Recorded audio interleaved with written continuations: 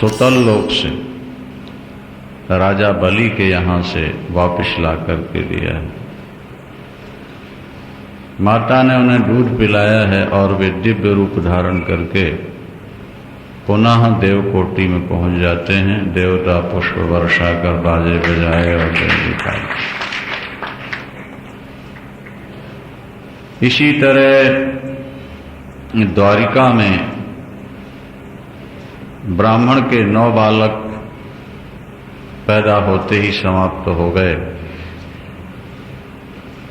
और जब जब पुत्र पैदा हुए समाप्त हुए उसने भगवान कृष्ण को उलाहना दिया, आपके राज्य में मेरे पुत्रों की मृत्यु हो रही है।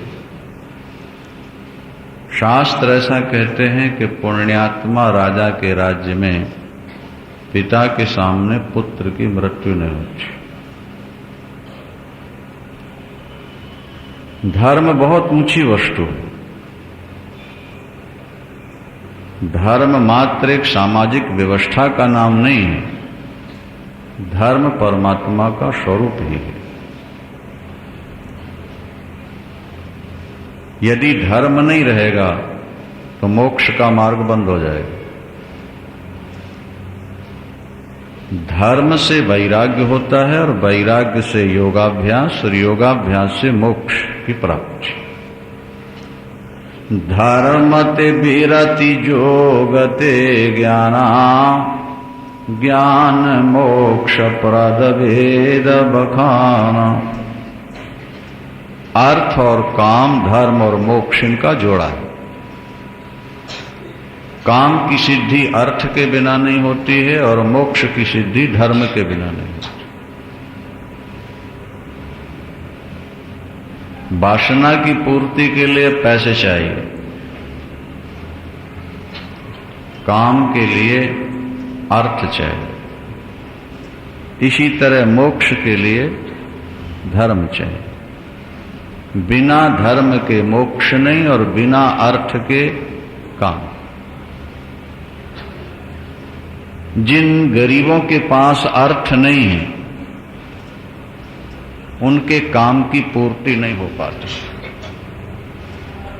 वो तो बेचारे अपने पेट भरने की व्यवस्था में परेशान रहते हैं। उनकी कामनाएं क्या पूर्ण हो। जिनके पास पैसा है वो काम के लिए भिन्न भिन्न प्रकार की वस्तुएं खरीदते हैं, भिन्न भिन्न स्थानों में घूमते हैं और भिन्न भिन्न प्रकार के विषयों का सेवन भी कर लेते हैं। तो काम के लिए अर्थ की जरूरत है, इसी तरह मोक्ष के लिए धर्म की जरूरत है। जब तक धर्म का पालन नहीं होगा तब तक मोक्ष की सिद्धि नहीं हो सकती। तो भगवान राम के राज्य में धर्म इतना अपने आप में परिपूर्ण था कि पिता के सामने पुत्र की मृत्यु नहीं हो सकती। भगवान राम के राज्य का वर्णन मिलता है कि मृत्युश्चा निश्चिताम राजन। भगवान राम के राज्य में जब तक कोई व्यक्ति स्वयं शरीर छोड़ना न चाहे तब तक यमदूत या यमराज उसको बुला नहीं सकते। ये धर्म का शासन है। धर्म बहुत ऊंची वस्तु है। सत्य, दया, दान और तप, ये जब चारों अपने आप में पूर्ण होते हैं तो फिर इस संसार में पुलिस की भी जरूरत नहीं पड़ेगी, पलटन की भी जरूरत नहीं पड़ेगी, कोर्ट कचहरी की भी आवश्यकता नहीं रह जाती। धर्म अपने आप में व्यवस्था कर लेता है, फिर उसे शासन की जरूरत नहीं। अपने यहाँ एक श्लोक मिलता है किसी ग्रंथ में, न वै राज्यो न राजासीत, न वै राज्यो न राज्यासीत, न दंडो न च दंडिका, धर्मेणैव प्रजा सर्वा रक्षन्ति स्म परस्परम। भारतवर्ष में कभी ऐसा भी समय था कि न कोई राजा था, न कोई शासन करने वाला था और न कोई शासित था। तो बिना राजा के राज्य कैसे चला, प्रश्न हुआ। तो समाधान मिला कि धर्मेणैव प्रजा सर्वा, सारी प्रजा धर्म के द्वारा ही रक्षन्ति स्म परस्परम, आपस में एक दूसरे की रक्षा करते। धर्म ही रक्षा करता है, पुलिस की जरूरत नहीं। एक और श्लोक मिलता है कि धर्मेण शासिते राष्ट्रे नच बाधा प्रवर्तते। जहां धर्म का शासन होता है उस राष्ट्र में विप्लव नहीं होता, उस राष्ट्र में अतिवृष्टि अनावृष्टि नहीं होती, उस राष्ट्र पर हमला करने वाला हमलावर विजयी नहीं हो सकता। जहां ठीक ढंग से धर्म का पालन। भगवान राम के राज्य में जब तक व्यक्ति समाप्त होना न चाहे तब तक वो यहां रह सकता। ये भागवत में लिखा।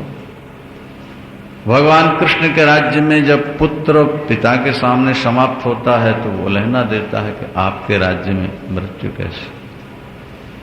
और ये नाटक हुआ था केवल अर्जुन का अभिमान तोड़ने के लिए।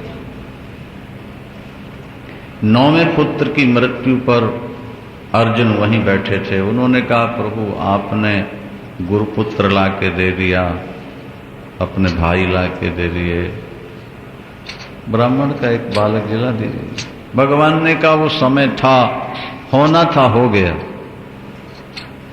अब नहीं हो पा रहा। ध्यान रखो, अब नहीं हो पा रहा। तो अर्जुन ने ब्राह्मण से कहा कि मैं तुम्हारे पुत्र को मरने नहीं दूंगा, जो आगे होगा। उन्होंने कहा, जब कृष्ण बलराम अनिरुद्ध प्रद्युम्न नहीं बचा सके, तुम कैसे बचाओगे? बड़े अभिमान में अर्जुन ने कहा, मैं कृष्ण बलराम नहीं हूं, मैं अनिरुद्ध प्रद्युम्न नहीं हूं, मैं अर्जुन हूं जिसके हाथ में गांडीव धनुष, यानी मैं उनसे भी श्रेष्ठ हूं। मैं कृष्ण और बलराम नहीं, मैं प्रद्युम्न अनिरुद्ध नहीं। नाहम शंकर्षणो ब्रह्मण न कृष्ण कार्ष्णिरेव अहम व अर्जुनम नामो गांडीवम यस्य वै धनु। इसका मतलब हुआ कि मैं उनसे भी श्रेष्ठ। और अहंकार का ये स्वभाव है, वो सबसे ऊपर बैठता है।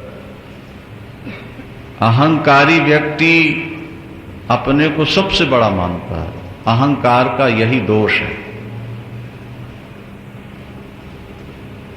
कहते हैं समुद्र फेन जो होता है वो होता तो बहुत हल्का है, लेकिन समुद्र के ऊपर बैठता है, जल के ऊपर बैठता है, नीचे नहीं जाता। इसी तरह अहंकार भी व्यक्ति के ऊपर बैठता है और वो सामने वाले को अपने से छोटा समझता है। अहंकार का ही लक्षण शास्त्रों में। इस अहंकार को ही प्रभु तोड़ना चाहते थे। इससे पहले कथाओं में भी हमने आपसे कहा कि भगवान अभिमानी को पसंद नहीं करते। पापी से ठाकुर उतनी घृणा नहीं करते। पापों को भगवान उतना खतरनाक नहीं मानते जितना अहंकार को खतरनाक। इसलिए जहां किसी भक्त में अहंकार आया, प्रभु उसी समय तोड़ देते हैं, उसी समय। अहंकार अति दुखद डमरुआ और दंभ कपट मदमान निहरुआ। 10वां पुत्र हुआ अर्जुन के संरक्षण में, लेकिन इस बार वो लाश के सहित गायब हो गया। और तब ब्राह्मण ने अर्जुन से कहा, अर्जुन तुझे धिक्कार है, तेरे धनुष को धिक्कार है, तू मिथ्यावादी है, तूने प्रतिज्ञा की थी बालक को बचाऊंगा, नहीं बचा सका, मेरे बालक को लेके आ और नहीं तो आग में जल के मर। अर्जुन 10 दिशाओं में गए, यमलोक, इंद्रलोक, अग्निलोक, सब जगह गए, लेकिन कहीं पुत्र का पता नहीं लगा। अंत में चिता बना के जब जलने के लिए तैयार हुए, भगवान कृष्ण का स्मरण किया, भगवान कृष्ण प्रकट हो गए। अर्जुन अभिवादन करते हैं, भगवान मिले, सुनाओ क्या बात है, आग वाग कैसे जलाई? प्रभु ये मेरे अभिमान का प्रायश्चित्त है, जो कार्य आप न कर सकें भला वो मेरे द्वारा कैसे हो सकता है, लेकिन ये मेरा अज्ञान था, लेकिन ये मेरा अज्ञान था कि मैंने अभिमान किया। अब दोबारा कहीं जन्म लूं, अभिमान ना हो मेरे मन में, ऐसी कृपा करेंगे आप। अच्छा, ये मालूम हो गया ना कि अभिमान खतरनाक होता है। चलो अब 10 बालकों को वापस लेके आते हैं। रथ पर बैठ करके आकाश में चले गए, माया की बाउंड्री को पार करके नित्य वैकुंठ धाम पहुंचे। वहां वे 10 ब्राह्मण के बालक मिल जाते हैं।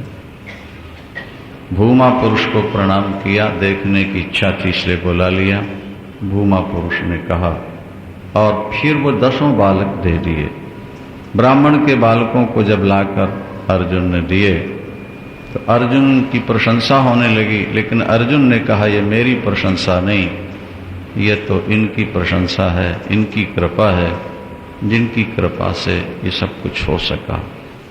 जीव चाहे तो कुछ नहीं हो सकता और ईश्वर चाहे तो सब कुछ हो सकता है, इसलिए जीव को हमेशा ईश्वर के आश्रित रहकर ही कर्म करना चाहिए। श्रीमान नारायण नारायण।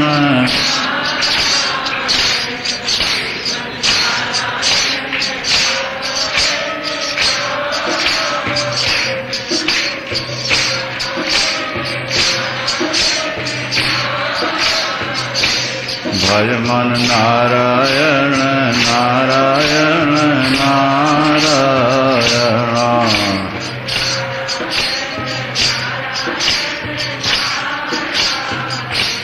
लक्ष्मी नारायण नारायण नारायण।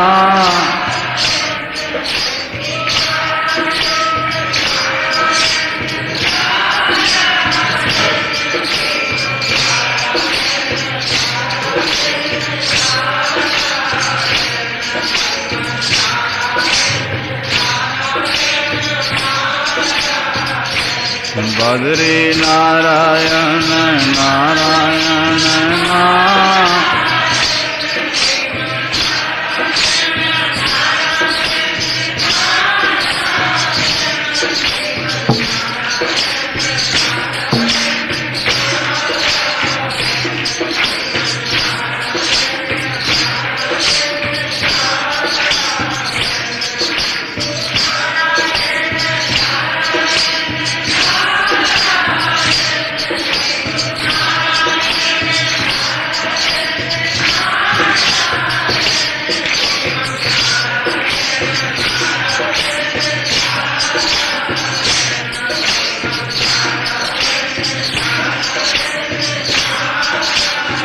वृंदावन विहारी। भगवान ने मिथिला की यात्रा की है। एक सुदेव ब्राह्मण और राजा बहुलाश्व दोनों ने भगवान को निमंत्रित किया। एक ही टाइम पर भगवान अपने ऋषियों के 2-2 रूप बनाकर एक ही समय में दोनों जगह पहुंचे हैं, दोनों का आतिथ्य स्वीकार किया है। और जब राजा या ब्राह्मण भगवान की पहले पूजा करने लगा तो भगवान ने कहा मेरी नहीं, पहले ऋषियों की पूजा करो। दुनिया मेरी भक्त है, मैं अपने भक्तों का भक्त हूं। भगवान भक्त भक्तिमान। भगवान की पूजा से भगवान उतने प्रसन्न नहीं होते हैं, उनके भक्तों की सेवा से जितने भी प्रसन्न हो जाते हैं। जैसे पुत्र की सेवा से माता पिता स्वाभाविक प्रसन्न होते हैं, इसी तरह भक्तों की सेवा करने से भगवान शीघ्रातिशीघ्र प्रसन्न हो जाते हैं। सुभद्रा हरण भगवान कृष्ण की इच्छा से हुआ, क्योंकि बलराम जी सुभद्रा दुर्योधन को देना चाहते थे और भगवान कृष्ण अर्जुन को देना चाहते थे। भगवान कृष्ण की जुक्ति से ही सुभद्रा का अपहरण हुआ है। और जब बलराम जी ने क्रोध किया कि मार डालूंगा अर्जुन को, तो भगवान कृष्ण ने कहा कि अब बहन कोई विधवा बनाओगे आप, अब जो होना था सो तो हो गया। तो बलराम जी समझ गए, बोले फिर ये सब तुम्हारी इच्छा ही से हुआ है, तभी तुम इतने नरम हो गए हो, चलो छोड़ देते। भस्मासुर को भगवान शंकर वरदान दे के स्वयं संकट में ग्रस गए, और फिर कैसे भगवान नारायण ने बचाया भगवान शंकर को। कुरर गीत है, उसके बाद यदुवंशी शराब पीने लगते हैं। भगवान कृष्ण ने मना किया, नहीं माने, और एक दिन शराब के नशे में ही शांब के पेट में मोटे कपड़े बांध दिए, कड़ाही बांध दी, साड़ी वाड़ी पहना करके ले गए महात्माओं के पास, आशीर्वाद दें, तकलीफ ना हो और बताएं क्या होगा। दुर्वासा जैसे क्रोधी ऋषि ने श्राप दे दिया, तकलीफ तो नहीं होगी, लेकिन न लड़की होगी न लड़का होगा। फिर क्या होगा? बोले मूसल पैदा होगा जो तुम्हारे वंश का नाश कर देगा। शराब का ये फल है। शराब और श्राप शब्द मिलते जुलते हैं। शराब शराब, जो शराब पिएंगे किसी ना किसी का श्राप उनको लगेगा, ये बात बुद्धि में बैठा लो। क्योंकि शराब पीने के बाद कुछ ना कुछ गलत काम होते ही हैं, और जब गलत काम होते हैं तो किसी ना किसी का श्राप लग ही जाता है। उस मूसल को घोट घाट के प्रभाषक क्षेत्र में बहाया गया है। छोटा सा टुकड़ा बचा था, उसे पानी में फेंक दिया, मछली निगल लेती है, और अंत में वही मछली मारी गई और बधिक ने उसे अपने बाण पर रख लिया, लोहे।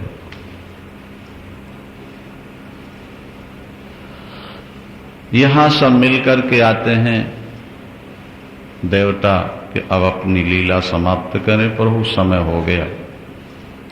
100 वर्ष के लिए ठाकुर जी आए थे, 125 वर्ष हो चुका था। ठाकुर जी ने कहा ठीक है, यदुवंश को अब श्राप हो गया, अब लीला समापन करेंगे। यहां नारद जी आते रहते थे द्वारिका दर्शन करने के लिए। तो वसुदेव जी ने नारद जी से पूछा कि भगवान,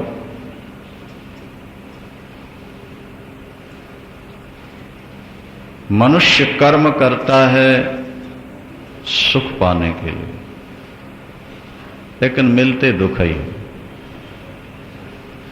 कर्मों से आज तक किसी को पूर्ण सुख नहीं मिला, और आप जैसे ऋषियों का भ्रमण दुख नाश के लिए और सुख प्राप्ति के लिए हुआ करता है। हम भागवत धर्म के बारे में आपसे कुछ जानना चाहते हैं। वैष्णव धर्म क्या है? तब नारद जी ने कहा वसुदेव जी से कि आपने जो प्रश्न हमसे किया है, यही प्रश्न एक बार महाराज निमि ने, विदेह जनक ने नव योगेश्वरों से किया था। और नव योगेश्वरों ने जो वैष्णव धर्म का निरूपण किया वो इस प्रकार: वृंदावन बिहारी। ऋषभदेव भगवान के 100 पुत्र थे, उसमें 9 पुत्र योगी हो गए थे। कवि, हरि, अंतरिक्ष, प्रबुद्ध, पिप्पलायन, आविर्होत्र, द्रुमल, चमस और करभाज, ये 9 ऋषि। इनकी कुंडलनी जागृत है और ये आकाश मार्ग से चलते हैं। आकाश मार्ग। एक बार ये महाराज निमि के यज्ञ में पहुंचे। यज्ञ चल रहा हो, कोई संत आ जाए, मन बड़ा प्रसन्न होता है। महाराज निमी बहुत ज्यादा प्रसन्न हुए और उन्होंने स्वागत सत्कार किया। इसके बाद विदेह ने प्रश्न किया है, प्रभु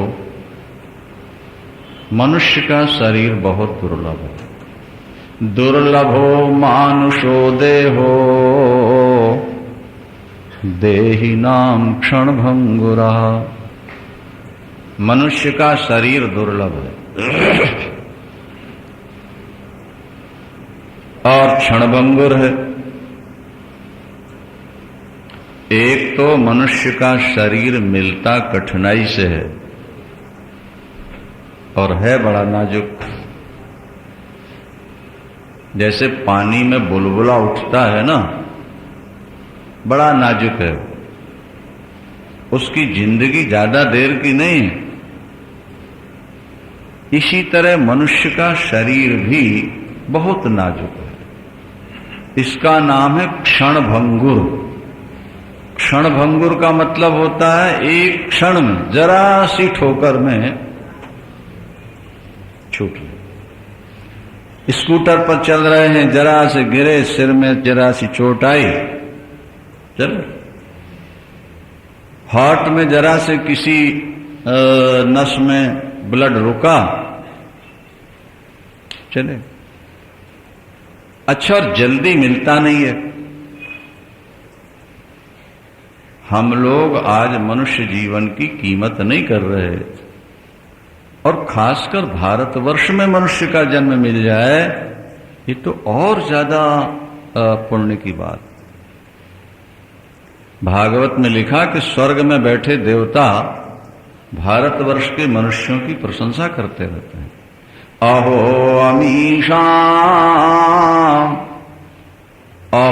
अमीशां किंकारी शोभनं प्रसन्न येषां सुदतस्वयं हरि यैर्जन्म लब्धं नृषु भारताजिरे मुकुंद सेवोपैकं स्पर्शाहिना।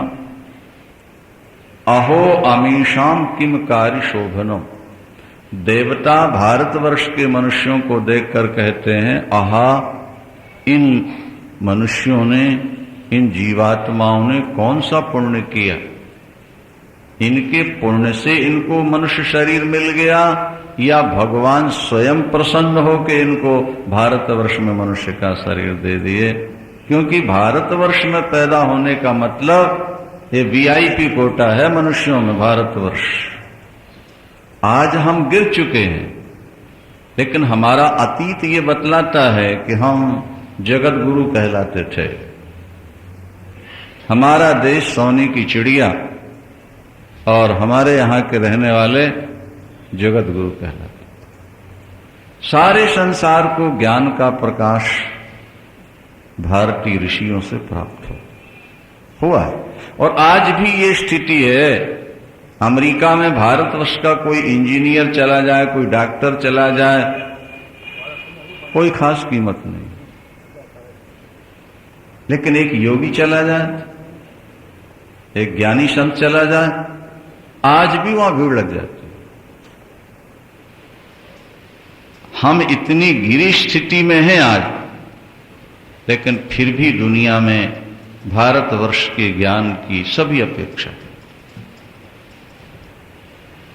तो भारतवर्ष में मनुष्य का शरीर प्राप्त हो जाना एक बहुत बड़े पुण्य का फल है, या ईश्वर की कृपा का फल। बड़े भाग्य मानुष तनु पावा, असुर दुर्लभ सद ग्रंथ निगावा। बड़े भाग्य दुर्लभो मानुषो देहो, यानी महाराज विदेह का प्रश्न है निमि का नवयोगेश्वरों से कि मनुष्य का शरीर दुर्लभ है। गुरु नानक देव जी भी कहते हैं दुर्लभ मानुख देह। कबीर भी कहते हैं मानुष तन दुर्लभ अति, मिले न बारंबार। सबने कहा मनुष्य का शरीर दुर्लभ और क्षणभंगुर रहा। साथ में ये भी कह दिया ये तो क्षणभंगुर है, किसी भी समय ये पानी के बुलबुले की तरह फूट सकता है। मनुष्य का शरीर दुर्लभ, उससे भी ज्यादा दुर्लभ क्या है? बोले वैकुंठ प्रिय दर्शनम, भक्तों का दर्शन हो जाए, ज्ञानियों का दर्शन हो जाए, ये सबसे दुर्लभ है। बड़े भाग्य पाई सत्संगा और बिनहि प्रयास हो ही भव। इस संसार में संतों का संग थोड़ी देर के लिए भी मिल जाए तो भी जीव का कल्याण हो जाता है। अर्धरात आधी घड़ी आधी ते पुनि आ, तुलसी संगत साधकी कटें। भगवान हमें वैष्णव धर्म का निरूपण करके सुनाया जाए। हम सुनना चाहते हैं कि वैष्णव धर्म क्या है। तो जो 9 योगेश्वरों में कवि हैं, कवि, उन्होंने कहा राजन बहुत सुंदर प्रश्न है आपका, आइए हम आपके प्रश्नों का उत्तर देते हैं। वैष्णव धर्म क्या है और वैष्णव धर्म का पालन करने का फल भी क्या है, ये ध्यान। देखो राजन, वैष्णव धर्म एक प्रकार का राजमार्ग है। राजमार्ग आप लोग समझते हैं नहीं? जैसे इंडिया गेट से लेकर के राष्ट्रपति भवन तक का रोड है, क्या आंख बंद करके भी दौड़ते जाओ तो नहीं तो कहीं फिसलोगे, नहीं कहीं गिरोगे, नहीं? राजमार्ग। वैष्णव धर्म दुनिया का सबसे श्रेष्ठ धर्म। गुरु नानक देव महाराज कहते हैं कर्म करत होवे निहि कर्म, तिस वैष्णव का निर्मल धर्म। वे भी वैष्णव का स्मरण करते हैं। काहू फल की इच्छा नहीं बांछे, केवल कथा कीर्तन मन राचे। यहां कहा गया है कि वैष्णव धर्म का पालन करने वाला आंख मूंद के दौड़ता जाए तब भी ना तो कहीं गिरेगा और नहीं फिसलेगा। सूत्र क्या है? वैष्णव धर्म कैसे पालन किया जाता है, उसके लक्षण क्या है? पहला लक्षण ये बताया, कायेन वाचा,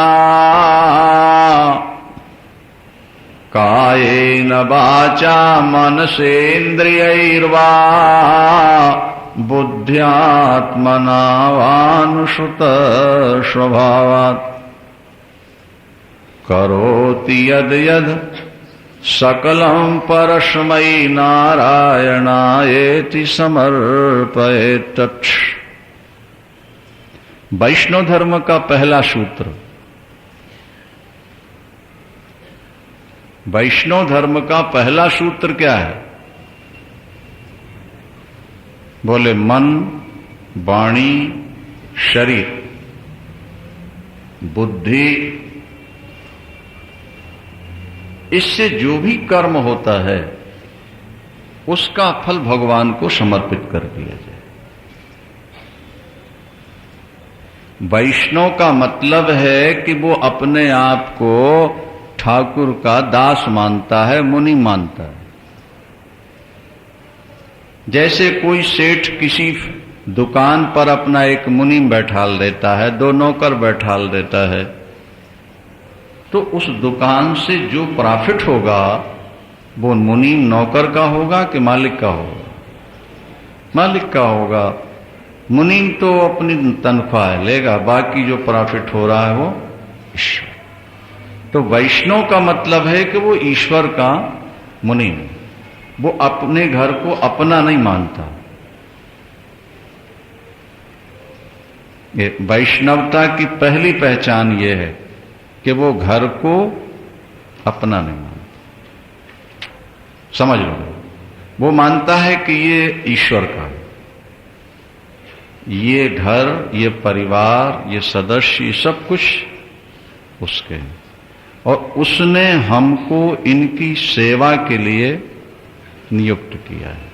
ये शरीर भी उस प्रभु ने बना के दिया है, इसलिए इस शरीर से जो भी कर्म करेंगे वो फल हम ईश्वर को ईश्वर को समर्पित कर देना फल। पुत्र पैदा हो गया, लेकिन पुत्र हमारा नहीं है, ईश्वर का। धन कमा लिया है, ईश्वर का। हम उसका यथोचित उपभोग कर सकते हैं, दुरुपयोग नहीं करना, धर्म कार्य में लगाना। जितनी हमारी उचित जरूरतें हैं उतना उपभोग कर लेना है और बाकी सदुपयोग करते हैं। ये वैष्णवता। कर्म फल की इच्छा रखना नहीं, और भगवान ही संसार बन गए हैं, संसार को भी भगवान के रूप में देखते रहना, यही वैष्णवता है। द्वैत नहीं रखना, अद्वैत। परमात्मा ही संसार बन। सिया राम मैं सब जग जानी, सिया राम मैं सब जग जानी, करऊं प्रणाम जोर जुग पाणी। परमात्मा के मधुर मंगलमय चरित्रों को, उनके जन्म को, उनके कर्मों को सुनना और उनके पवित्र चरित्र गाना और अनासक्त होकर संसार में विचरण करते रहना, ये वैष्णव का धर्म। जो परमात्मा का भक्त हो जाता है प्रभु के कीर्तन में, कभी तो वो रोने लगता है और कभी गाने लगता है, कभी नाचने लगता है। उसके हृदय में ऐसा भाव बनता है कि फिर वो अपने को रोक नहीं पाता।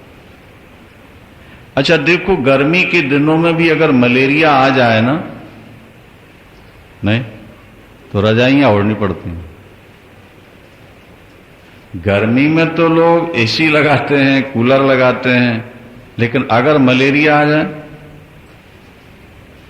फ्लू आ जाए, रजाइयां ओढ़नी पड़ती हैं। इसी तरह आपके जीवन में जब भक्ति का संचार होगा तो आप अपने स्वभाव को सुरक्षित रखना चाहें तब भी नहीं रह पाए। भक्ति का प्रवेश बलात् आपको कभी नचा देगा, कभी रुला देगा, कभी आपके हृदय को पिघला देगा। परमात्मा के चरित्रों में ही आपकी प्रीति हो। आकाश, वायु, अग्नि, जल, पृथ्वी, सूर्य, चांद, दिशाएं, समुद्र, नदी, पर्वत, वृक्ष, पशु, पक्षी, ये जितने हैं बोले हरे शरीरों, ये सब के सब हरि के शरीर। जगत जगत नहीं है, ये सब परमात्मा के शरीर है। जैसे मंदिर में हम मूर्ति रखते हैं तो क्या मानते हैं कि ये मूर्ति परमात्मा का शरीर है, परमात्मा इनके अंदर विराजमान। तो पत्थर में हमें कहीं भगवान दिखते तो नहीं, ये हमारी एक भावना है कि हम उनको भगवान मानते हैं। कभी कोई व्यक्ति तर्क नहीं करता कि जब भगवान दिखते ही नहीं तो हम क्यों माने। वो एक निश्चित हो चुका है कि इसके अंदर भगवान है। अब वो दर्शन दें न दें, हम दैनिक जब भी आते हैं पूजन करते हैं, प्रणाम। इसी तरह सारे जगत में भी परमात्मा है, दिखे या न दिखे इसका सवाल नहीं। शास्त्र कहते हैं कि सब के अंदर भगवान है, बस हमको मान लेना है और फिर भगवत बुद्धि से सबको प्रणाम करते रहना। भक्ति जब आपके जीवन में आ जाएगी तो ईश्वर का अनुभव होने लगेगा और संसार से आपकी विरक्ति हो जाएगी। जैसे भोजन करो तो तुष्टि पुष्टि और भूख की निवृत्ति एक साथ हो जाती है। भोजन मिला नहीं, शरीर कमजोर हो रहा है, भोजन करने की ज्यादा इच्छा हो रही है, तृष्णा है, लेकिन जैसे जैसे आप भोजन करते जाते हैं भूख भी समाप्त होती जाती है, ज्यादा खाने की इच्छा ही खत्म हो जाती है और शरीर में शक्ति एक साथ आ जाती है। इसी तरह जो व्यक्ति भक्ति करता रहता है, भक्ति परेशानुभव, ईश्वर का अनुभव, संसार से विरक्ति और अंदर संतुष्टि, ये भक्ति का लक्षण है। भक्ति, विरक्ति और आत्म प्रबोध। ईश्वर का भजन करते करते ऐसा समय आएगा कि आपको जब ईश्वर की भक्ति मिलेगी तो भक्ति, संसार से विरक्ति और ईश्वर का अनुभव, ये तीनों एक साथ। अब दूसरा प्रश्न राजा ने किया कि संसार में जो वैष्णव हैं ऊंची कोटि के, वो संसार में किस तरह ईश्वर को मानते हैं? तो उन्होंने कहा सब में ईश्वर को देखना और सबको ईश्वर में देखना, ये भगवत भक्तों का लक्षण है। जो ईश्वर से प्रेम करते हैं, ईश्वर के भक्तों से मित्रता करते हैं, बच्चों पर कृपा करते हैं और द्वेष करने वालों की उपेक्षा करते हैं, वे मध्यम कोटि के भक्त। ये देखो, ऊंची कोटि का भक्त कौन है? जो सब में भगवान को देखता है और सबको भगवान में देखता है, वो ऊंची कोटि का भक्त। और सामान्य कोटि, मध्यम कोटि का कौन है? बोले भगवान से प्यार करता है, भगवान के भक्तों के प्रति मित्रता रखता है और छोटों पर कृपा करता है, और कोई निंदा करे तो उसकी उपेक्षा कर देता है। अधम कोटि का भक्त कौन है? वो जो बोले खाली मूर्ति में पूजा करता रहता है और भगवान के भक्तों की उपेक्षा किए रहता है। मूर्ति में भगवान को मानना और भगवान के भक्तों में ईश्वर को न मानना, ये बोले पहली क्लास के विद्यार्थियों वाला हाल। शाम 3 क्लासें हो गई ना, तो ये 3rd क्लास है। मूर्ति में भगवान को मानना और भगवान के भक्तों में भगवान को न देखना, संसार के साथ छल कपट करते रहना, ये अधम कोटि है। ये संसार ईश्वर की माया है, इसमें अपना और पराया कुछ नहीं है, राग द्वेष कुछ नहीं है, सबके साथ मिलकर के चलो। 4 दिन की जिंदगी है, ईश्वर में ही अपना मन लगा करके रहो। जिसके मन में कर्म फल की इच्छा ना हो और वासना न हो और जो सदा भजन में डूबा रहता हो, वो श्रेष्ठ वैष्णव कहलाता है। जिसको अपनी जाति का भी अभिमान न हो, अपने आश्रम का अभिमान न हो, जिसको शरीर का भी अभिमान न हो, वो भगवान को बहुत प्यारा लगता है। ऊंची कोटि के वैष्णव का एक बहुत अच्छा लक्षण यहां लिखा है, आप लोग ध्यान से सुनेंगे। त्रिभुवन विभव हेतवे कुंठ स्मृति रजतात्म स्वरादिभि विमृग्या। ऊंची कोटि का भक्त कौन है?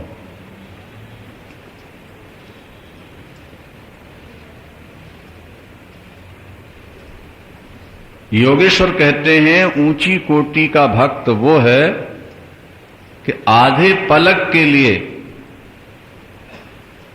ईश्वर से मन हटा ले भगत, उसको 3 लोक का राज दे देंगे। ब्रह्मा अगर ऐसा प्रलोभन दें, भगत तू आधे पलक के लिए ईश्वर को भूल जा, हम तुझे 3 लोक का राज दे देते हैं।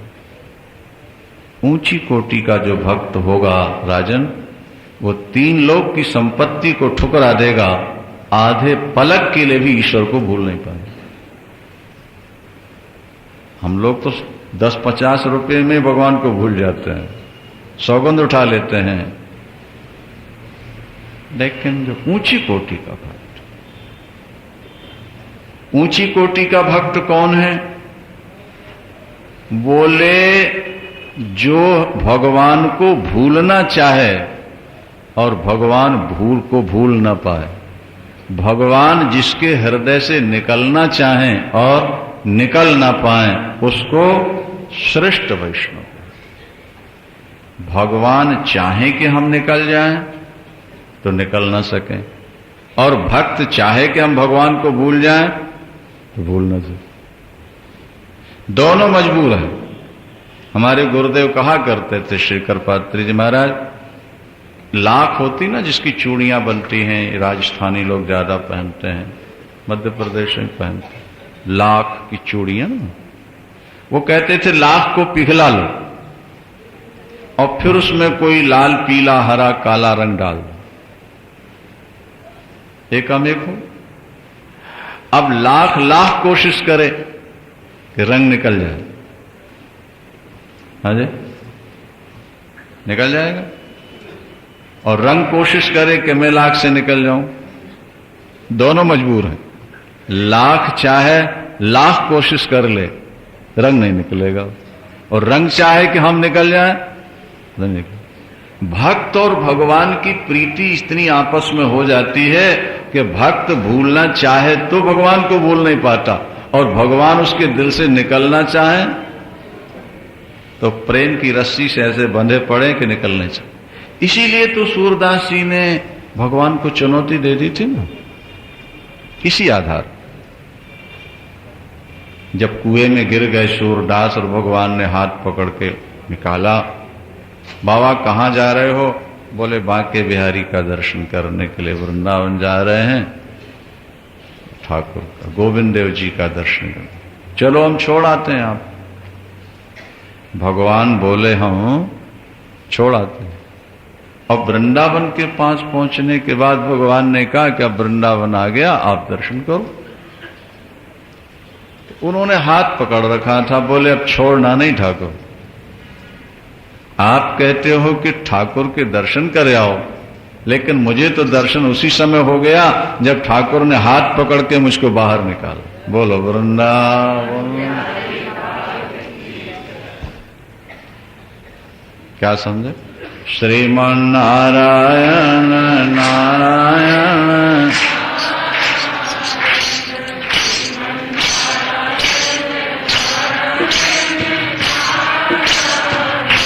भगवान नारायण नारायण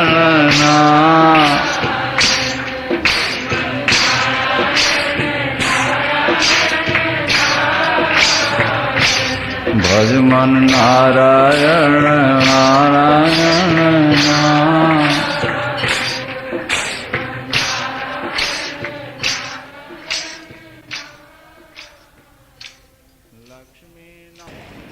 सूरदास जी ने कहा कि मुझे कहते हो कि गोविंद देव जी के दर्शन करो जाकर, पर मुझे तो दर्शन उसी समय हो गए जब कुएं से हाथ पकड़ के आपने निकाला, और पकड़ लिया है तो अब छोड़ना नहीं है ठाकुर। ऐसा सुंदर सुखद हाथ तो जीवन में कोई मिला ही नहीं।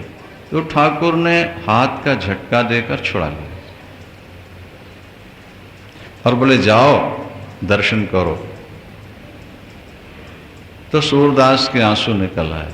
उन्होंने कहा कि मुझे अंधा और कमजोर समझकर मेरा हाथ छोड़ा के तो ठाकुर जा सकते हो तुम, लेकिन मर्द तब समझूंगा जब मेरे दिल से निकल के दिखा दोगे मुझको। क्या हाथ छुड़ाए जात हो अरण्य वाल जान के मोह, हृदय ते जब जाओगे मर्द बदूंगो तो सियावर राम मेरे प्रभु राम करो कल्याण वृंदावन।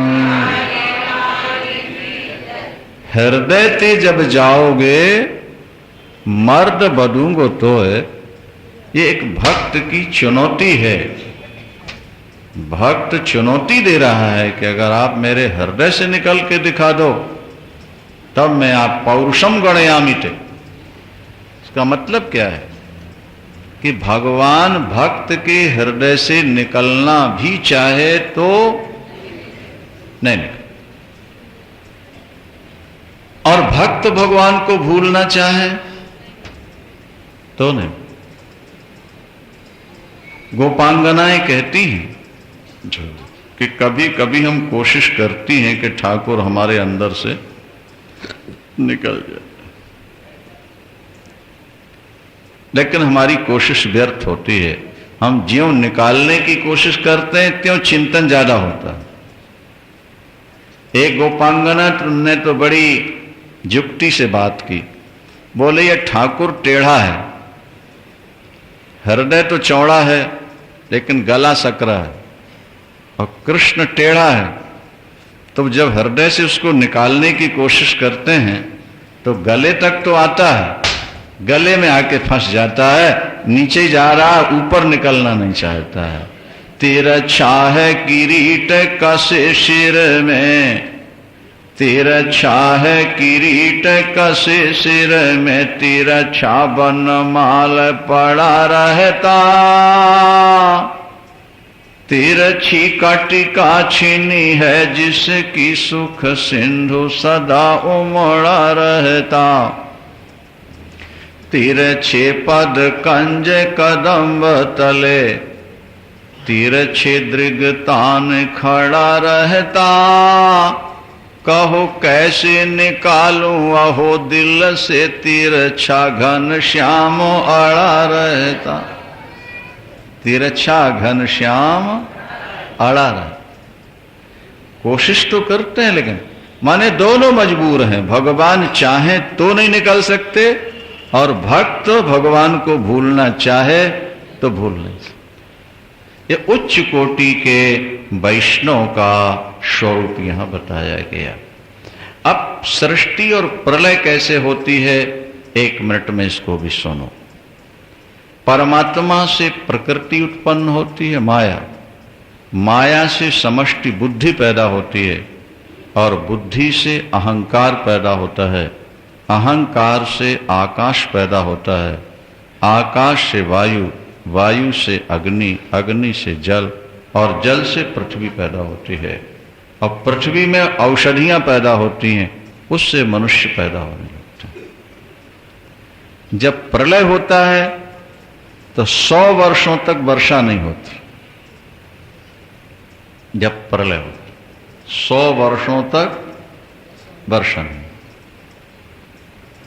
उससे व्यक्ति सब खत्म हो जाते हैं, पशु पक्षी कीट पतंग मनुष्य वृक्ष कुछ नहीं रह जाता, एक दूसरे को खा के लोग खत्म हो जाते। इसके बाद ऊपर से सूर्य की जो गर्मी लगती है ना, पृथ्वी तो सूख गई होती है 100 वर्षों में, जैसे उपले सूख जाते हैं, नीचे से शेषनाग भगवान के मुख से आग निकलती है और ऊपर से सूर्य की किरणों से आग, तो ये पृथ्वी ऐसे जलती है जैसे उपले जला करते हैं, पाथियां जलती हैं जैसे गोबर के, जलती रहती 100 वर्षों। जलने के बाद भी वो राख बंधी रह जाती है बट्टे की तरह, उपला तो जल गया ना लेकिन राख, तो फिर 100 वर्षों तक मूसलधार वर्षा होती, हाथी की सूंड जब मूसलधार हो, मूसल रात दिन अखंड, उस वर्षा से फिर ये पृथ्वी के कण कण घुल घुल करके जल में मिल जाए, फिर केवल जल रह जाता। जल में जब जोर की गर्मी लगती है तो बाष्पीकरण हो जाता है, वो भाप बन करके स्टीम बन करके, अग्नि को जब जल और पृथ्वी का आधार नहीं मिलता तो फिर वो वायु में लीन हो जाए, वायु आकाश में लीन हो जाती है। इस तरह प्रलय, फिर सृष्टि दोबारा जब चलेगी उसी क्रम से फिर आगे चलती जाएगी। ये सृष्टि और प्रलय, सृष्टि और प्रलय, करोड़ों बार संसार का प्रलय हुआ और करोड़ों बार संसार का निर्माण हुआ, सृष्टि, और हम तभी से चले आ रहे हैं। और कब तक ये जन्म मरण के चक्कर में पड़े रहेंगे? बोले जब तक ईश्वर को प्राप्त नहीं कर, एक बार ईश्वर को प्राप्त कर लीजिए, फिर हमेशा के जन्म मृत्यु का चक्कर समाप्त। यद गत्वा न निवर्तन्ते तद्धाम परमं मम। जहां जाकर जीव वापिस नहीं लौटता वो मेरा धाम है, ऐसा भगवान कृष्ण कहते हैं।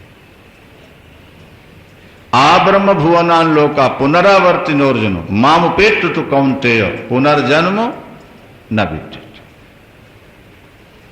जो मुझे एक बार पालेगा फिर उसका पुनर्जन्म नहीं होता। भगवान योगी लोग जो संसार का सुख छोड़ते हैं, इसीलिए ना आज इंसान बन गए, संपत्ति मिल गई, कोठी कार मकान दुकान मिल गया, और 4 दिन ऐश कर लो को, मर के फिर कुत्ते शुअर बनो, कीट पतंग पशु पक्षी बनो, बार बार जन्मो और बार बार मरो। और अगर इस समय थोड़े से सावधान होकर भजन कर लिया तो हमेशा के जन्म मृत्यु का चक्कर। शंकराचार्य भगवान क्या कहते हैं? पुनरपि जननम पुनरपि मरणम और पुनरपि जननी जठरे शयनम। इस संसारे खल दुष्टारे कृपया पारे पाहि मुरारे भज गोविंदम भज गोविंदम गोविंदम भजो मूढ़ मते। करुणाकारे मूर्ख जीव गोविंद के पाद पद्मों का चिंतन कर ले, ये समय है, नहीं फिर पछताना पड़ेगा तेरे। बार बार जन्मना, बार बार मरना, बार बार मां के गर्भ में शयन करना, ये क्रम टूटेगा नहीं तो। इसलिए राजाओं ने अपना राजपाट त्याग दिया। ऋषभदेव भगवान ने अपने 100 पुत्र और पत्नी और परिवार त्यागा और लंगोटी भी त्याग दी और जंगल में चले गए। तब स्वयंभू मनु ने अपना राज्य त्याग दिया। महाराज दशरथ भी तो यही सोच रहे थे कि राम जी को युवराज बना के और मैं न्यूट्रल होकर के भजन करूं। यहां की तो परंपरा यही है कि अंत में सब कुछ छोड़कर परमात्मा के चिंतन में डूब जाओ। अंत ये मत देखो कि अभी तो शरीर हष्ट पुष्ट है, दुरुष्ट है, अभी थोड़े दिन और घर का काम समेट लें या बेटे पोतों से प्यार कर लें फिर तो भजन कर नहीं। ऐसा नहीं सोचना। जब कथा सुनने को मिल जाए और मन बात को मान ले, और अब वृद्धावस्था आ गई, अब देर मत करो, जल्दी से जल्दी भजन में लग जाओ। घर का काम करना पड़े तो फॉर्मेलिटी का रूप में करना, ईश्वर का चिंतन अब हृदय से करना। हमारी उल्टी गंगा बहती है कि हम भजन फॉर्मेलिटी के रूप में करते हैं और घर के काम में ज्यादा दिलचस्पी रखते हैं। घर के बारे में हम गहराई से सोचते हैं और भजन ऊपर ऊपर करते हैं। होना चाहिए ये कि हम घर का काम ऊपरी मन से करें और परमात्मा का चिंतन हृदय से। ये क्रम। अब जब ये निश्चित हो जाए कि स्वर्ग भी जाकर वापिस लौटना पड़ता है तो संसार के सुख भी व्यर्थ हैं और स्वर्ग के सुख भी व्यर्थ हैं। ईश्वर को प्राप्त करना है। अब जब ईश्वर को प्राप्त करना है तो उसमें सबसे पहले गुरु बनाना होगा। नव योगेश्वरों में प्रबुद्ध जी कहते हैं कि सबसे पहले ईश्वर की ओर चलने के लिए सबसे पहले गुरु बनाना। और गुरु बनाने का मतलब खाली मंत्र ले लेना नहीं है। और गुरु किसको बनाना, ये बात भी ध्यान रखनी होगी आपको। गुरु बनाते समय 2 बातों का ध्यान जरूर रखना। गुरु विद्वान हो और गुरु तपस्वी हो, जो सदा भजन में लगा रहता हो और शास्त्रों का ज्ञाता हो। शास्त्रों का ज्ञाता होगा तो तुम्हारे संशय निकाल देगा वो, और तपस्वी होगा तो ईश्वर से मिला देगा। शिष्य के अंदर भी खाली ये भावना नहीं होनी चाहिए कि दीक्षा ले लो बस, इससे काम नहीं बनेगा। दीक्षा का मतलब होता है कि गुरु के प्रति अपनी आत्मा जैसा प्यार हो जाए। संत से कितना प्यार करना, बोले जितना अपनी आत्मा से प्यार करते हो उतना प्यार। गुरु से कितना प्यार करना है? बोले गोविंद से जितना प्यार करते हो उतना ही गुरु से। दीक्षा लेने के बाद गुरु की सन्निधि में रहकर आचार विचार की शिक्षा प्राप्त करनी है और सत्संग करते हुए धीरे धीरे कुसंग से बचना है। दया, मित्रता, नम्रता और प्राणी मात्र की सेवा, पवित्रता, तपस्या, सुख दुख सहने की शक्ति, मौन, स्वाध्याय, सरलता, इन सब को, ब्रह्मचर्य, अहिंसा, इन सबको जीवन में उतारना दीक्षा लेने के बाद। एक व्यक्ति कहता है कि मैं दीक्षा लेना तो चाहता हूं पर पीता हूं, पीना नहीं छोड़ूंगा, दीक्षा चाहता हूं। तो जब स्वयं सोचते हो कि नहीं छोड़ना है, माने भगवान से भी ज्यादा कीमती शराब हो गई कि नहीं? मैं मीठ खाता हूं और गुरुजी ने कह दिया दीक्षा लेते ही कि नहीं खाना, तब फिर कैसे गुजारा होगा? इसका मतलब यह है कि भगवान से भी ज्यादा प्रिय मीठ है। आप दोष छोड़ना नहीं चाहते, इसका मतलब है कि आपको अभी ईश्वर पाने की तीव्र लालसा नहीं है। कोई ऐसी लड़की है जो पति का प्यार तो चाहती है और माय का छोड़ना नहीं चाहती? बोलो। पति का प्यार पाने के लिए उसको मायके का प्यार, ठीक है, नहीं छोड़ना पड़ता है कि नहीं छोड़ना पड़ता? तो इसी तरह ईश्वर को पाने के लिए जीवन के जो दोष हैं उनको भी तो धीरे धीरे छोड़ना। फिर ठाकुर जी घर में ले आओ, उनकी खूब पूजा किया करो, कथा करो, कथा सुनो, श्रवणम कीर्तनम, और भगवान का कीर्तन भी करो खूब और भगवान का ध्यान भी करते रहो। नहीं, अपने पास जो कुछ है सब ईश्वर का है, गुरु का है। हमारे पास जो है वो गुरु का है और गोविंद का है, हमारा कुछ नहीं। यत परस्मै निवेदनो, ठीक। फिर भगवान की पूजा करो, बढ़िया बढ़िया पत्र पुष्प फल ला करके चढ़ाया करो ठाकुर, भोग राग खूब। जो बढ़िया से बढ़िया चीज मिले वो भगवान को लाओ, चढ़ाओ, बांट के सबको भक्तों को खिलाओ, कीर्तन करो। इन नियमों का जब तुम पालन कर लोगे, इसका नाम है साधन भक्ति। साधन भक्ति के बाद प्रेमा भक्ति जागे। प्रेमा भक्ति का लक्षण क्या है? बोले बस हृदय इतना कोमल हो जाए, कथा सुनते ही रोना आ जाए। क्या? कभी नाचने लगा, कभी गाने लगा।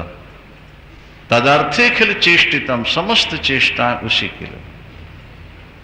कथा सुन के आनंद का अनुभव। नृत्यंती गायंती अनुशीलयम, कभी नाच रहा है, कभी गा रहा है, कभी अनुशील। रोम रोम उसका कथा सुनकर के प्रसन्न होता है। जब ऐसी स्थिति आ जाए तो तुम समझ लेना अब हम पर ठाकुर की कृपा हो। प्रेमा भक्ति, जहां प्रेम होता है ना, वहां हृदय बिल्कुल मक्खन हो जाता है। जैसे दूध का भरा हुआ प्याला जरा सी ठोकर में छलक पड़ता है, इसी तरह प्रेम से भरा हुआ हृदय जरा सी भगवत चर्चा में छलकने, तब समझ लेना कि हमें ईश्वर का प्रेम प्राप्त हो रहा है। इस तरह से नव योगेश्वरों के संवाद का ये सार है। मानव जीवन दुर्लभ है, वैष्णव धर्म का पालन करना है। ईश्वर के लिए अगर काम छूटता है तो छोड़ देना है, काम के लिए ईश्वर को नहीं छोड़ना है। अगर हम भजन नहीं करेंगे तो बार बार जन्मना और मरना पड़ेगा। एक बार भजन कर लेंगे, जन्म मृत्यु के चक्कर से हम छूट जाएंगे। पहले हमको साधन भक्ति करनी है, बाद में हमको प्रेमा भक्ति प्राप्त होगी। जैसा हमने पहले भी आपको सुनाया कि कच्चा आम का फल खट्टा होता है। क्या भाई? पक जाने के बाद। लेकिन एक बात ध्यान रखना, अगर कच्चे आम को संभालोगे नहीं तो मीठा रस कभी मिलेगा नहीं। आम का मीठा रस कब मिलता है? जब व्यक्ति कच्चे आम को भी संभाले रहता है तो आगे चलकर वो पक जाता है। तो कच्चे आम में रस नहीं है, जब पक जाता है तो रस ही रस है। इसी तरह साधन भक्ति में स्वाद नहीं है, लेकिन साधन भक्ति करते रहोगे और वो भक्ति जब पक जाएगी, प्रेमा भक्ति के रूप में बदल गई, तो उसमें रस ही रस भरा हुआ है, फिर उसमें दुख का प्रवेश नहीं। महाराज मन तो लगता नहीं भजन करने में, भजन करने से क्या सार? ऐसी गलती नहीं करनी। मन लगे या न लगे, हमको भजन करना, बस सीधी सी बात। मन लगे या नहीं लगे। परीक्षा के दिनों में पढ़ाई के लिए मन करे न करे, लेकिन विद्यार्थी को पढ़ाई करना है। रात में नींद के झोंके आते हैं तो कहीं चाय पीता है, कहीं आंखों में छींटे मारता है, घूमता है, फिर पढ़ने बैठ जाता है। वो सोचता है कि अगर इस समय मैंने आलस्य किया तो मेरा साल खराब हो जाएगा। और हम लोग कहते हैं कि विद्यार्थी के आलस्य से एक साल खराब होगा और हमारे आलस्य से हमारे हजारों जन्म खराब हो जाएंगे। जैसे कच्चे आम को भी आम वाला संभालता है, ये सोचकर कि कुछ दिनों के बाद ये और थोड़ा बड़ा होकर के पकेगा, और जब पकेगा तो इसमें रस ही रस होगा। इसी तरह भक्ति में मन लगे न लगे, जबरदस्ती मन को लगाना। लगाते लगाते लगाते फिर वो अपने आप लगने लगेगा, और जब अपने आप लगने लगेगा उसके अंदर रस पैदा हो जाएगा। रस कहां आता है? जहां मन अपने आप लगता हो। अच्छा आप देखो, गीता पाठ करना हो ना तो उतना रस नहीं मिलता, रामायण पाठ करना हो तो उतना रस नहीं मिलता, और उपन्यास पढ़ने लगे तो क्या जी, अखबार पढ़ने लगे तो, क्योंकि मन चाहता है। जिस वस्तु को मन चाहने लगता है उसमें स्वाद की अनुभूति होती है। नहीं आई बात से? और जहां मन को लगाना पड़ता है वहां स्वाद की अनुभूति नहीं। अभी हम मन को लगाते हैं इसलिए स्वाद नहीं मिल रहा। लगाते लगाते जब वो लगने लगेगा, महाराज कब लगने लगेगा? बोले जब तुम लगाते रहोगे तो थोड़े समय के बाद वो लगने भी लगे। तुम उसको कथा सुनाते रहो, मणिराम को कीर्तन कराते रहो, कीर्तन सुनते रहो, चलते फिरते स्मरण करते रहो, ध्यान करते रहो, कर्म अपने ठीक सुधारते रहो। धीरे धीरे समय आने पर अपने आप उसमें रस की अभिव्यक्ति होने लगेगी, मन लगने लगेगा। हम भजन से उठना चाहें और मन कहे थोड़ी देर और कर लो, ये प्रेमा भक्ति का लक्षण। और हम भजन करने बैठे और मन कहता जल्दी करो, आज इतना ही कर लो, रहने दो, कल कर लेना, शाम को कर लेना, तो समझना कि अभी हमको प्रेमा भक्ति प्राप्त नहीं हुई, अभी साधन भक्ति ही चल रही है। पर साधन भक्ति को छोड़ना नहीं है, ये बात बुद्धि में बैठाल के रखना। देखो क्या, क्योंकि साधन भक्ति का ही फल प्रेमा भक्ति है। जैसे कच्चे आम को संभालने का फल सुस्वादु, आगे चल के मीठा रस उसका फल है। एक बात और समझ लो, पेड़ में पुष्प या फल तो कभी कभी लगते हैं, लेकिन माली 12 महीने सींचता रहता, नहीं सींचता। अगर माली ये सोचने लगे कि जब फल लगेंगे या जब फूल लगेंगे तभी हम खाद पानी देंगे, बोलो फूल लगेंगे, फल लगेंगे, सूख जाएंगे। फल जब लगेंगे लगेंगे, लेकिन हमको खाद पानी तो अभी से देना है। और जब माली बराबर खाद पानी झाड़ों को देता रहेगा तो कभी ना कभी उसमें फल और फूल आएंगे। इसी तरह आप अपने जीवन में भजन का संकल्प लेके जब चल पड़ेंगे तो चलते चलते कभी ना कभी आपको प्रेमा भक्ति की प्राप्ति हो जाएगी। बस प्रेमा भक्ति की प्राप्ति जीवन की सिद्धि है, सफलता है, यही जीवन का अंतिम लक्ष्य है। श्रीमन नारायण नारायण नारायण।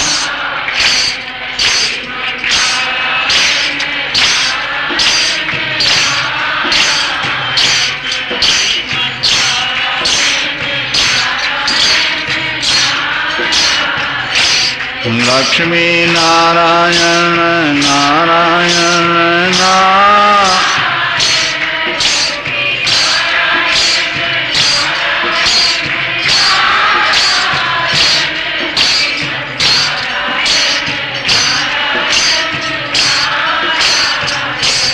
श्रीमन नारायण नारायण नारायण।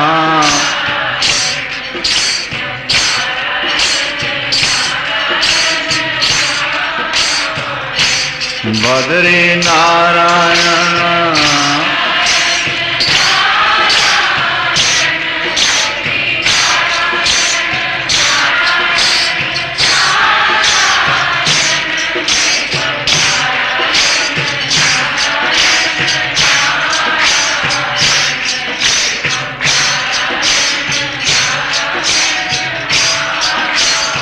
वृंदावन बिहारी।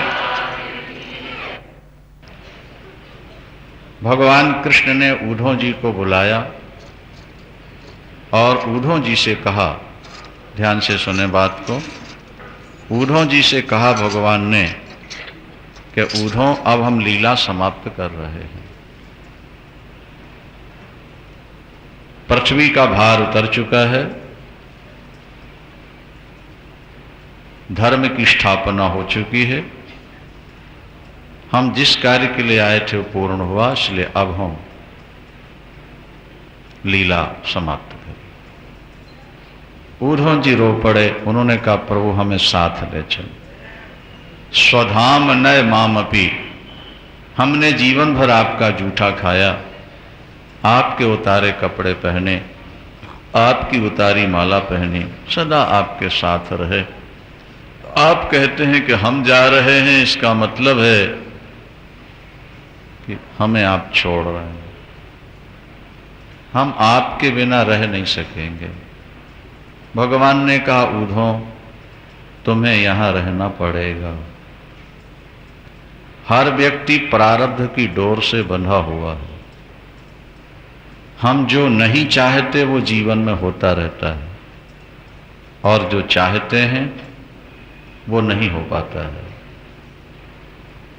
इसका मतलब है कि व्यक्ति कर्म की डोर में, प्रारब्ध की डोर से बंधा हुआ। लेकिन मैं आपका वियोग कैसे सह सकूं? भगवान ने कहा विवेक से। दुख सहा जा सकता है अगर विवेक जीवन में हो तो। दिल्ली की गर्मी भी सहन हो सकती है अगर कमरे में एसी लगी हो तो। बोलो वृंदावन। क्या भाई, अगर एसी आपके कमरे में है तो गर्मी को सहा जा सकता है। आप कार से यात्रा कर रहे हैं तो वर्षा से आपका बचाव हो सकता है। गर्म कपड़े और हीटर आपके कमरे में हैं तो सर्दी से बचाव हो सकता है। इसी तरह जीवन में आने वाली विपत्तियों से अगर बचना हो तो विवेक का सहारा ले लिया जाए उधो, तो व्यक्ति बड़े से बड़ी विपत्तियों से बच सकता। हम विपत्तियों से बचने के लिए विपत्ति हमारे पास न आए इसका प्रयास करने के बजाय विपत्ति सहने की हमारी बुद्धि में योग्यता आ जाए, इसके लिए कोशिश करनी चाहिए। विपत्ति ना आए अगर हम ऐसा सोचेंगे तो यह संभव नहीं है। अगर भाग्य में लिखा है तो आए, फिर क्या करो? हम विपत्ति से बचने का उपाय तो करते हैं वहां अगर विपत्ति ना आए, लेकिन विपत्ति का हम पर असर ना हो इसके लिए हम कोई उपाय नहीं करते। शास्त्र कहते हैं विपत्ति से बचने के बजाय विपत्ति का हमारे जीवन पर असर ना हो इसकी कोशिश करें। इसका उपाय क्या है? भगवान कृष्ण ने फिर उद्धव को उत्तर दिया। पहले तो दत्तात्रेय जी के 24 गुरु सुनाए। यदु जी शिकार खेल के आ रहे थे और दत्तात्रेय भगवान जमीन पर लोटे हुए थे, पड़े हुए थे, लेटे थे। उनके पास कोई सामग्री नहीं थी, लेकिन उनके चेहरे पर चमक थी और प्रसन्नता थी और उनके कंठ में जैसे अमृत घुला हुआ हो। जब वो बोलते थे बड़ी मिठास थी, शरीर में भी चमक है। यदु जी के मन में एक जिज्ञासा हुई कि मेरे पास राजपाट, कोष, खजाना, पत्नी, पुत्र, सोल्जर, सिपाही सब है, पर मैं सदा तनावग्रस्त रहता हूं और महात्मा के पास कुछ भी नजर नहीं आ रहा, लेकिन महात्मा बहुत प्रसन्न है। संसार के प्राणी दो आगों से हमेशा जलते रहते हैं। क्या? संसार के प्राणी दो अग्नियों में सदा जलते रहते हैं। कौन कौन सी? जनेषु दह्यमानेषु काम लोभ दवाग्निना। ये दो आग बड़ी खतरनाक। एक तो काम की आग, सेक्स की भूख, इसकी बड़ी भयानक आग है, और दूसरे लोभ, लोभ की आग, अधिक संपत्ति पाने की जो एक लिप्सा है। ये एक आग है जो हर समय व्यक्ति को जलाती रहती। संसार काम और लोभ की आग में जल रहा है, और महाराज आप ऐसे आराम से पड़े हो जैसे गर्मी के दिनों में गंगा की धारा में कोई हाथी पड़ा हुआ हो। हरिद्वार गंगा की धारा, शीतल जल और हाथी उसमें मस्त।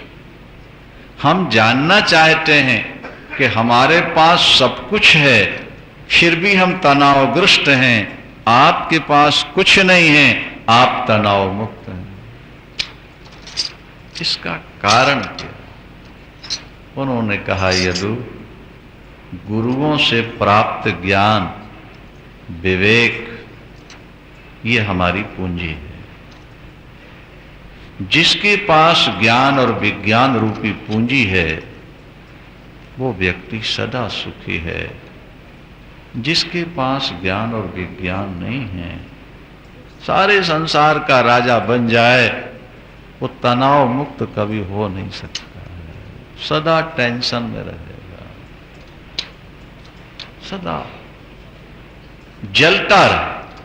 मैंने जीवन में 24 गुरु स्वीकार किए। कौन कह रहे हैं? दत्त। गुरु बनाने का मतलब ये नहीं कि सबसे कान फुकाते रहे, मंत्र लेते रहे। जिनसे हमें भजन की प्रेरणा मिली, जिनसे हमको कुछ शिक्षा प्राप्त हुई, हमने उनको गुरु के रूप में स्वीकार किया। बोलो वृंदावन। दत्तात्रेय भगवान कहते हैं जिनसे हमको प्रेरणा मिले, जिनकी सन्निधि में आने के बाद हमारा मन ईश्वर की ओर बढ़ने लगे, उन